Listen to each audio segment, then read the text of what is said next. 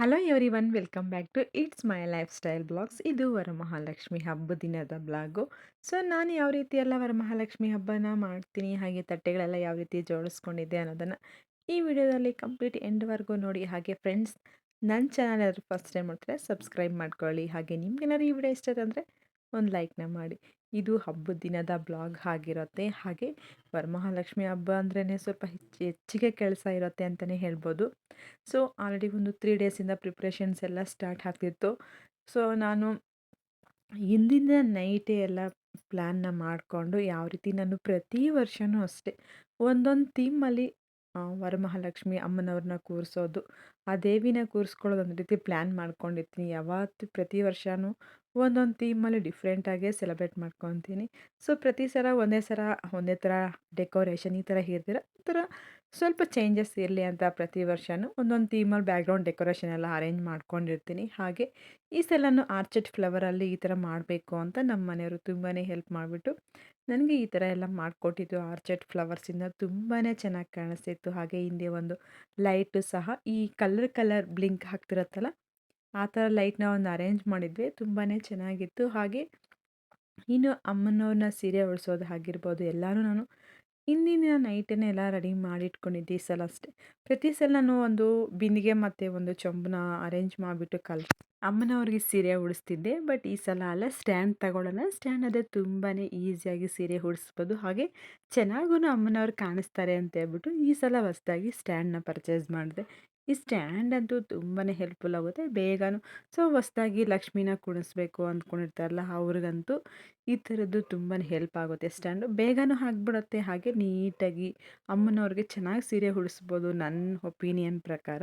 So ಈ ಸಲ ಸೀರೆ ಈ ಥರ ಸೆಲೆಕ್ಟ್ ಮಾಡ್ಕೊಂಡಿದ್ದು ಎಲಿಫೆಂಟ್. ಇದರಲ್ಲಿ ಒಂಥರ ಕ್ರೀಮ್ ಕಲರ್ ಮತ್ತು ಹಾಗೆ ಬ್ರೌನ್ ಶೇಡಲ್ಲಿ ತುಂಬಾ ಚೆನ್ನಾಗಿತ್ತು ಸ್ಯಾರಿ. ಎಲಿಫೆಂಟ್ ಇತ್ತಲ್ಲ, ಸೊ ಹಾಗಾಗಿ ಆ ಕಡೆ ಹೆಂಗೂ ಎಲಿಫೆಂಟ್ ನಾವು ದೇವರ ಹತ್ರ ಇಡ್ತೀವಲ್ಲ, ಇದು ಒಂಥರ ಸೀರೆ ಚೆನ್ನಾಗಿರುತ್ತೆ ಅಂತ ಈ ಥರ ಸೀರೆ ತಗೊಂಡಿದ್ದೆ. ಸೊ ಹಾಗೆ ಇನ್ನು ನಾನು ಪ್ರತಿ ಸಲನೂ ಇದೇ ಥರನೇ ಉಡಿಸ್ತೀನಿ ಅಂತಿಲ್ಲ, ಒಂದೊಂದು ಸಲ ಒಂದೊಂದು ರೀತಿಯಲ್ಲಿ ಸೀರೆನ ಅಮ್ಮನವ್ರಿಗೆ ಉಡಿಸ್ತೀನಿ. ಈ ಸಲ ಈ ವಿಧಾನದಲ್ಲಿ ಉಡಿಸಿದ್ದೆ, ತುಂಬಾ ಚೆನ್ನಾಗಿ ಕಾಣಿಸ್ತಿತ್ತು. ಇನ್ನು ನೈಟೇ ಎಲ್ಲ ಸೀರೆ ಎಲ್ಲ ಉಡಿಸ್ಬಿಟ್ಟು ಇಕ್ಕಿದ್ದೆ. ಇನ್ನು ಬೆಳಿಗ್ಗೆ ಬ್ರಾಹ್ಮಿ ಮುಹೂರ್ತದಲ್ಲಿ ಕಲಶ ಸ್ಥಾಪನೆ ಮಾಡ್ಕೊಳ್ಳೋಣ ಅಂತ ಇದೆ. ಹಾಗೆ ಇನ್ನು ಅಮ್ಮನವ್ರು ಕೂರ್ಸೋಕ್ಕೆ 1 ಸ್ಟೆಪ್ಪು, ಹಾಗೆ ಇಲ್ಲಾಂದರೆ 3 ಸ್ಟೆಪ್ಪು, ಈ ಥರ ಬೆಸ ಸಂಖ್ಯೆಯಲ್ಲಿ ನಾವು ಸ್ಟೆಪ್ನ ಅರೇಂಜ್ ಮಾಡ್ಕೋಬೇಕಾಗುತ್ತಲ್ವ. ಹಾಗಾಗಿ ನಾನು ಈ ಥರ 3 ಸ್ಟೆಪ್ನ ಅರೇಂಜ್ ಮಾಡಿಬಿಟ್ಟು ನೈಟ್ ಎಲ್ಲ ಪ್ರಿಪೇರ್ ಮಾಡಿ ಇಟ್ಟಿದ್ದೆ. ತಟ್ಟೆಗಳು ಅಷ್ಟೇ, ನಾವು ಅಮ್ಮನವ್ರಿಗೆ ಜೋಡಿಸೋಂಥ ತಟ್ಟೆಗಳು 5 ಅಥವಾ 7, 9, 11 ಈ ಥರ ಬೆಸ ಸಂಖ್ಯೆಯಲ್ಲೇ ಇರಬೇಕಾಗುತ್ತೆ. ಹಾಗೆ ನಾನು ವರಮಹಾಲಕ್ಷ್ಮಿ ಪೂಜೆಯಲ್ಲಿ ಹೈಲೈಟ್ ಅಂದರೆ ಈ ನಮ್ಮ ಮಣ್ಣಿನ ಆನೆಗಳಿದ್ದಾವಲ್ಲ, ಇವೇ ತುಂಬ ಹೈಲೈಟಾಗಿ ಕಾಣಿಸ್ತವೆ. ತುಂಬ ಕ್ಯೂಟಾಗಿ ತುಂಬಾ ಚೆನ್ನಾಗಿರ್ತವೆ. ಹಾಗೆ ಈ ಥರದ್ದು ನಾನು ಲಾಸ್ಟ್ 2 ಇಯರ್ಸ್ ಬ್ಯಾಕ್ ತೊಗೊಂಡಿದ್ದೆ ಇದನ್ನು. ಸೊ ಹಾಗಾಗಿ ನಾನು ಪ್ರತಿ ವರ್ಷ ಇದೇ ಆನೆಗಳನ್ನ ಇಡ್ತೀನಿ ಹಬ್ಬದ ಟೈಮಲ್ಲಿ. ಇನ್ನು ಅಮ್ಮನವ್ರಿಗೆ ಸೀರೆ ಎಲ್ಲ ಕಂಪ್ಲೀಟ್ ಆದಮೇಲೆ ಇನ್ನು ಬೆಳಿಗ್ಗೆ ಬ್ರಾಹ್ಮಿ ಮುಹೂರ್ತದಲ್ಲೇ ಪೂಜೆನ ಮುಗಿಸ್ಕೊತೀನಿ. ಪ್ರತಿ ವರ್ಷವೂ ಅಷ್ಟೇ 5:30 ಒಳಗಡೆ ದೀಪಾರಾಧನೆ ಮಾಡಿಬಿಟ್ಟಿರ್ತೀನಿ. ಸೊ ಹಾಗಾಗಿ ನೈಟೆಲ್ಲ ಒಂದು ಆರ್ಚೆಡ್ ಫ್ಲವರ್ಸ್ ಎಲ್ಲ ಅರೇಂಜ್ ಮಾಡಿ ಇಕ್ಕಿದ್ವಿ. ಹಾಗೆ ಬ್ಯಾಕ್ಗ್ರೌಂಡ್ ಲೈಟ್ಸ್ ಎಲ್ಲನೂ ಅರೇಂಜ್ ಮಾಡಿ ಇಕ್ಕಿದ್ವಿ. ಇನ್ನು ಬೆಳಿಗ್ಗೆ ಎದ್ದು ರೆಡಿ ಆಗಿಬಿಟ್ಟು ಮನೇನ ಸ್ವಚ್ಛ ಮಾಡಿಕೊಂಡು ಇನ್ನು ಕಲಶ ಸ್ಥಾಪನೆ ಮಾಡಿಕೊಂಡೆ. ಕಲಶ ಸ್ಥಾಪನೆಗೆ ಇದಕ್ಕೆ ಸ್ವಲ್ಪ ಕಲಶ ಸ್ಥಾಪನೆಗೆ ಗೋಮತಿ ಚಕ್ರ, ಹಾಗೆ ದ್ರಾಕ್ಷಿ, ಖರ್ಜೂರ, ಅರಿಶಿನ, ಕುಂಕುಮ, ಗಂಧ, ಜವಾದಿ ಪೌಡರು ಈ ಥರದ್ದೆಲ್ಲ ಹಾಕ್ಕೊಂಬಿಟ್ಟು, ಇದರ ಡೀಟೇಲ್ ಬೇಕು ಅಂತಂದರೆ ಕಮೆಂಟ್ನ ಮಾಡಿ. ಇದರದ್ದೆಲ್ಲ ಹಾಕಿಬಿಟ್ಟು ಹಾಗೆ ಕಲಶ ಸ್ಥಾಪನೆ ಮಾಡಿಕೊಂಡು ಆಲ್ಮೋಸ್ಟು ತಟ್ಟೆಗಳೆಲ್ಲ ಜೋಡಿಸ್ಕೊಂಡು ಒಂದು 5:30ಗೆಲ್ಲ ದೀಪಾರಾಧನೆ ಮಾಡಿಬಿಡಬೇಕು. ಲಕ್ಷ್ಮೀ ಅಮ್ಮನವರು ಅಂತಂದರೆ ಮೇಯ್ನ್ ಬರೋದೇ ಬ್ರಾಹ್ಮಿ ಮುಹೂರ್ತದಲ್ಲಿ ಪೂಜೆ. ಸೊ ನಾವು ಬ್ರಾಹ್ಮಿ ಮುಹೂರ್ತದಲ್ಲಿ ಪೂಜೆ ಮಾಡಿದಾಗೆ ನಮ್ಗೆ ಅಮ್ಮನವರು ನಮಗೆ ಸ್ವಲ್ಪ ಇದು ಮಾಡೋದು. ಹಾಗಾಗಿ ನಾನೇನು ಮಾಡ್ತೀನಿ ಅಂದರೆ ಎಲ್ಲ ಅರೇಂಜ್ ಮಾಡಿಬಿಟ್ಟು ನಾವು ತಟ್ಟೆಗೆ ತಿಂಡಿ ಎಲ್ಲ ಮಾಡ್ಕೊಂಡಿರ್ತೀವಲ್ಲ, ಆ ತಿಂಡಿಗಳೆಲ್ಲ ಜೋಡಿಸ್ಬಿಟ್ಟು ಹಣ್ಣುಗಳು, ಹಾಗೆ ನೈವೇದ್ಯಕ್ಕೆ ಒಂದು ಲೋಟದಲ್ಲಿ ಹಾಲು ಮತ್ತು ಅದಕ್ಕೆ ಸಕ್ಕರೆ. ಸೊ ಹಸಿ ಹಾಲು ಇಡೋಕ್ಕೆ ಹೋಗ್ಬೇಡಿ, ಹಾಲನ್ನ ಕಾಯಿಸ್ಬಿಟ್ಟು ನಾನು ಇಡೋದು. ಸೊ ಯಾಕಂದರೆ ನನ್ನ ಒಪಿನಿಯನ್ ನಾನು ಹೇಳ್ತಿದ್ದು, ನಾನು ಹಸಿ ಹಾಲು ಇಡೋದಿಲ್ಲ, ಹಾಲನ್ನ ಕಾಯಿಸ್ಬಿಟ್ಟು ಇಕ್ಕಿರ್ತೀನಿ. ಅದಕ್ಕೆ ಸ್ವಲ್ಪ ಸಕ್ಕರೆ ಹಾಕಿಬಿಟ್ಟು ಇಕ್ಬಿಟ್ಟು 5:30 ಒಳಗಡೆ ದೀಪಾರಾಧನೆ ಮಾಡಿಬಿಡ್ತೀನಿ. ಆಮೇಲೆ ನಿಧಾನಕ್ಕೆ ಬೇಕಾದ್ರೆ ನೈವೇದ್ಯಗಳು ಅಂದರೆ 9:30 ಒಳಗಡೆ ಮತ್ತೆ ಪೂಜೆ ಮಾಡಿಬಿಡ್ಬೇಕಲ್ವ. ಯಾಕಂದ್ರೆ ನಾವು ಬೆಳಿಗ್ಗೆನೇ ಬ್ರಾಹ್ಮಿ ಮುಹೂರ್ತದಲ್ಲೇ ನೈವೇದ್ಯಗಳೆಲ್ಲ ಮಾಡ್ಕೊಂಡಿದ್ರೆ ಇಲ್ಲಿ ಟೈಮ್ ಆಗಿಬಿಡುತ್ತೆ. ನಾವು ಈ ನೈಟೆಲ್ಲ ಕಷ್ಟಪಟ್ಟು ಒಂದು ವಾರದಿಂದ ಪ್ರಿಪ್ರೇಷನ್ ಸ್ಟಾರ್ಟ್ ಮಾಡಿ ಮಾಡ್ಕೊಂಡಿರ್ತೀವಿ. ಹಾಗಾದರೆ ಬ್ರಾಹ್ಮಿ ಮುಹೂರ್ತದಲ್ಲಿ ಪೂಜೆ ಮಾಡಲಿಲ್ಲ ಅಂದರೆ ನಮಗಿನ್ನ ಅಮ್ಮನವರು ಹೇಗೆ ಒಲಿಸ್ತಾರೆ ಹಾಗೆ. ಯಾವ್ದಾದ್ರು ಫಲನೂ ಸಿಗಬೇಕಲ್ವ ನಾವು ಅಷ್ಟೊಂದು ಕಷ್ಟಬಿದ್ದು ಮಾಡಿದ್ದಕ್ಕೂ. ಹಾಗಾಗಿ 5:30ಗೆ ದೀಪಾರಾಧನೆ ಮಾಡಿಬಿಟ್ಟು ಆಮೇಲೆ ನಿಧಾನಕ್ಕೆ ನೈವೇದ್ಯಗಳೆಲ್ಲ ಮಾಡಿಕೊಂಡು 9:30 ಒಳಗಡೆ ಆ ನೈವೇದ್ಯಗಳೆಲ್ಲ ಮತ್ತೆ ಇಕ್ಬಿಟ್ಟು ಅಮ್ಮನವ್ರಿಗೆ ನಾವು ಮಾಡಿರೋ ಅಂಥ ನೈವೇದ್ಯಗಳೆಲ್ಲನೂ ಸಮರ್ಪಣೆ ಮಾಡಿಬಿಟ್ಟು ನಾರ್ಮಲ್ ನಾವು ಕಾಯಿ ಹೊಡೆದು ಹಾಗೆ ದೀಪ ಧೂಪ ಇದನ್ನೆಲ್ಲ ಮಂಗಳಾರತಿ ಮಾಡಿ ಪೂಜೆ ಮಾಡಿಕೊಂಡು ನಮ್ಮ ಕೈಯಲ್ಲಾದರೆ ಲಕ್ಷ್ಮಿ ಈ ವರಮಹಾಲಕ್ಷ್ಮಿ ವ್ರತದ ಕಥೆನ ಓದ್ಬೋದು. ಇಲ್ಲ ಅಂತಂದರೆ ಲಕ್ಷ್ಮೀ ಅಷ್ಟೋತ್ತರ ಹಾಗೆ ಲಲಿತಾ ಸಹಸ್ರನಾಮ ಪಾರಾಯಣ ಮಾಡ್ಬೋದು. ನಾನಿಲ್ಲಿ ಲಲಿತಾ ಸಹಸ್ರನಾಮ ಮತ್ತು ಲಕ್ಷ್ಮೀ ಅಷ್ಟೋತ್ತರದ್ದು ಪಾರಾಯಣ ಮಾಡಿಕೊಂಡು ಹಾಗೆ ಇನ್ನು ಹೇಗೂ ನಾವು ಮಾರ್ನಿಂಗಿಂದ ಫಾಸ್ಟಿಂಗಲ್ಲೇ ಪೂಜೆನ ಮುಗಿಸ್ಕೊಂಡಿರ್ತೀವಲ್ಲ ಹಾಗೆ ಇನ್ನು ಲಲಿತಾ ಸಹಸ್ರನಾಮ ಎಲ್ಲ ಅಷ್ಟೋತ್ತರ ಎಲ್ಲ ಮುಗಿಯೋಷ್ಟೊತ್ತಿಗೆ ಆಲ್ಮೋಸ್ಟ್ ಒಂದು 12 ಆಯಿತು. ಇನ್ನು ನಾನು ಅಷ್ಟೇ ಮೇಯ್ನ್ ತಾಂಬೂಲ ಕೊಡಬೇಕಾದ್ರೆ ಜಸ್ಟ್ ಒಂದು ಮಿಸ್ಟೇಕ್ನ ಮಾಡಬಾರ್ದು. ಅದು ಏನು ಅಂತಂದು ನನಗೆ ಅನಿಸಿರೋ ಪ್ರಕಾರ ನಾನು ಹೇಳ್ತೀನಿ.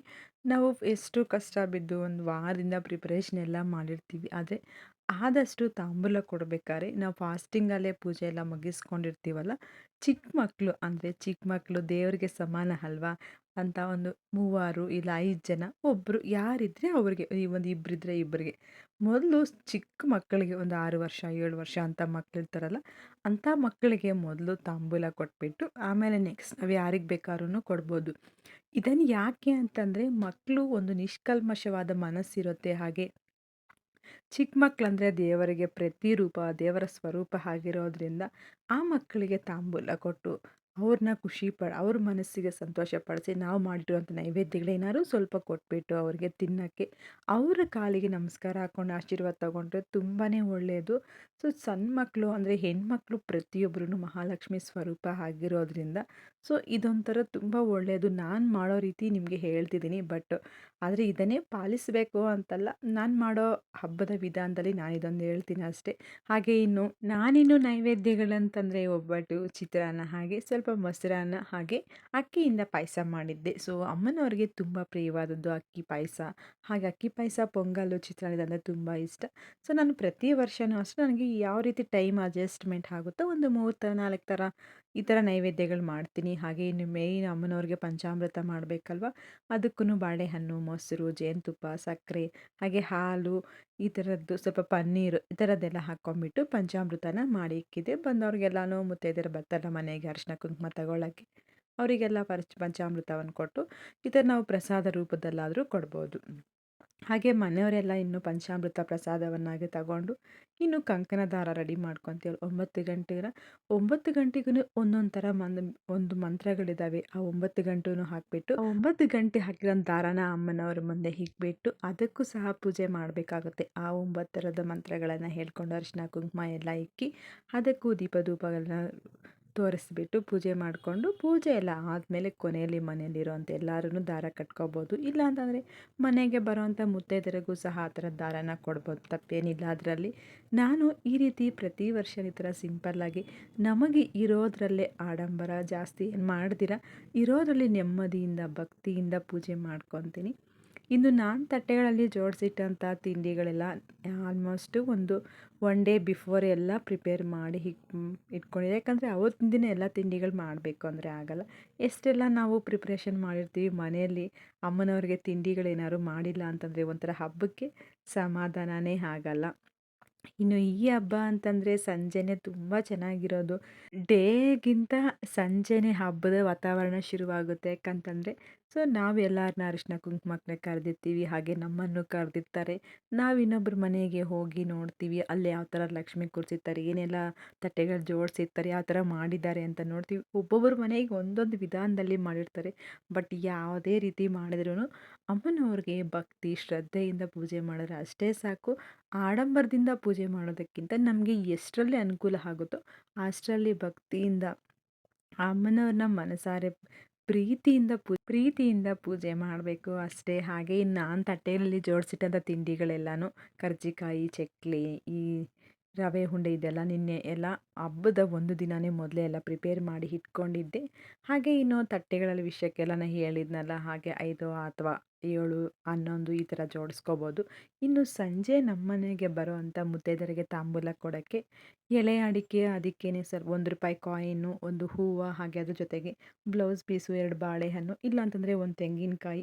ಸೊ ನಮ್ಮ ಶಕ್ತಿ ಅನುಸಾರ ಯಾವುದು ಆಗುತ್ತೋ ಅದನ್ನೇ ನಾವು ಕೊಡ್ಬೋದು. ಇಲ್ಲ ಏನೂ ಆಗಲ್ಲ ಅಂತಂದರೆ ಹಾಗೆ ಅದ್ರ ಜೊತೆಗೆ ಬಳೆನೂ ಕೊಡಬೇಕು. ಈ ಮೇಯ್ನ್ ವರಮಹಾಲಕ್ಷ್ಮಿ ಹಬ್ಬ ಅಂತ ತಾಂಬೂಲದಲ್ಲಿ ಬಳೆ ಕೊಡಲೇಬೇಕಾಗುತ್ತೆ. ಇಲ್ಲಾಂದರೆ ಒಂದು 2 ಎಲೆ ಅಡಿಕೆ ಹಾಗೆ ಏನೋ 2 ಬಾಳೆಹಣ್ಣು ಬಳೆ ಕೊಟ್ಟರೂ ಸಾಕು. ಅದೂ ತಾಂಬೂಲವಾಗಿ ನಾನಿನ್ನು ಬಂದವ್ರಿಗೆಲ್ಲನೂ ಇದು ಬ್ಲೌಸ್ ಪೀಸ್ನೆಲ್ಲ ಅರೇಂಜ್ ಮಾಡಿ ಇಟ್ಕೊಂಡಿದ್ದೆ. ಹಾಗೆ ಬಳೆಗಳು ಅಷ್ಟೇ ಎಲ್ಲ 4, 4 ಮಾಡಿಬಿಟ್ಟು ಎಲ್ಲ ಕಟ್ಟಿ ಇಕ್ಕೊಂಡಿದ್ದೆ. ಯಾಕಂದರೆ ಬಂದಾಗ ಎಲ್ಲ ಅವಾಗಿಂದ ಅವಾಗ ಕೊಡೋದಕ್ಕಿಂತ ಸ್ವಲ್ಪ ಪ್ರೀ ಪ್ಲ್ಯಾನ್ ಮಾಡಿಕೊಂಡು ಬಿಫೋರ್ ಎಲ್ಲನೂ ಪ್ರಿಪೇರ್ ಮಾಡಿ ಇಟ್ಕೊಂಡಿದ್ರೆ ಸೊ ನಮಗೂ ಬಂದಾಗ ತಕ್ಷಣಕ್ಕೆ ಕೊಡೋಕ್ಕೆ ಚೆನ್ನಾಗಿರುತ್ತೆ ಅಂತ. ಸೊ ಈ ವರ್ಷ ನಮ್ಮ ಮನೆಯಲ್ಲಂತೂ ವರಮಹಾಲಕ್ಷ್ಮಿ ಹಬ್ಬ ತುಂಬ ವಿಜೃಂಭಣೆಯಿಂದ ತುಂಬ ಸಂತೋಷವಾಗಿ ಆಚರಣೆ ಮಾಡಿದ್ವಿ. ನಿಮ್ಮ ಮನೆಗಳಲ್ಲಿ ಯಾವ ರೀತಿ ಮಾಡಿದ್ದೀರಾ ಅಂತ ಕಮೆಂಟ್ನ ಮಾಡಿ. ನಮ್ಮ ಮನೆಯ ವರಮಹಾಲಕ್ಷ್ಮಿ ನಿಮಗೆಲ್ಲರಿಗೂ ಇಷ್ಟ ಆಯಿತಾ? ಇಷ್ಟ ಆಗಿದ್ರೆ ಈ ವಿಡಿಯೋ ನಿಮ್ಮ ಫ್ರೆಂಡ್ಸ್ಗೆ, ಫ್ಯಾಮಿಲಿ ಮೆಂಬರ್ಸ್ಗೆಲ್ಲ ಶೇರ್ ಮಾಡಿ. ಅವರು ಸಹ ನೋಡಲಿ. ನಮ್ಮ ಚಾನಲ್ಗೆ ಅವ್ರ ಸಪೋರ್ಟ್ ಅಂತೂ ತುಂಬಾ ಬೇಕಾಗಿದೆ. ನಿಮಗೂ ಇಷ್ಟ ಆಯಿತು ಅಂದರೆ ಒಂದು ಲೈಕ್ನ ಮಾಡಿ. ಸೊ ಹಾಗೆ ನಮ್ಮನೆ ವರಮಹಾಲಕ್ಷ್ಮಿ ಇದಾಗಿತ್ತು. ಇನ್ನು ಬರೋ ವರ್ಷ ಇನ್ನೂ ಚೆನ್ನಾಗಿ ಮಾಡೋಣ ಅಂತ ಆ ಅಮ್ಮನವರ ಆಶೀರ್ವಾದ ನಮಗೆ ಸದಾ ಇರಲಿ ಅಂತ ಬಯಸ್ತೇನೆ.